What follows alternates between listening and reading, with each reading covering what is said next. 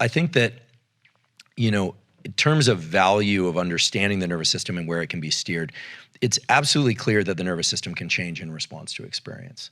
So this thing we call neuroplasticity is really that. It's the brain's ability to modify itself in response to experience. And I think it's important to understand that from birth till about age 25, the brain is extremely malleable in a kind of almost passive way where kids are exposed to things and the brain is just wiring up. I mean, the brain is really designed to adjust itself in order to be in concert with its surroundings and to optimize that, just the way we described it a minute ago. Like the way that a child can learn a language very quickly, or 3 languages. play the guitar or something like that. It's remarkable. You try and do that after age 25. It's very challenging.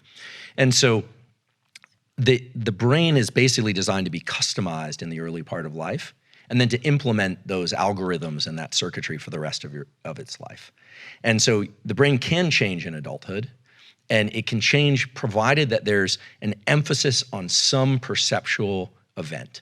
So in other words, if you want to change your brain as an adult, let's say you want to be less anxious, you want to learn a new language, you want to be more functional in some way, presumably. The key thing is to bring focus to some particular perception of something that's happening during the learning process. And the reason for that is that there's a neurochemical system involving acetylcholine. And it comes from these 2 little nuclei down in the base of the brain called nucleus basalis. All day long, you're doing things in a reflexive way. But when you do something and you think about it very intensely, acetylcholine is released from basalis at the precise neurons that were involved in that behavior, and it marks those for change during sleep or during deep rest later. So for people that want to change their brain, the power of focus is really the entry point, and the ability to access deep rest and sleep.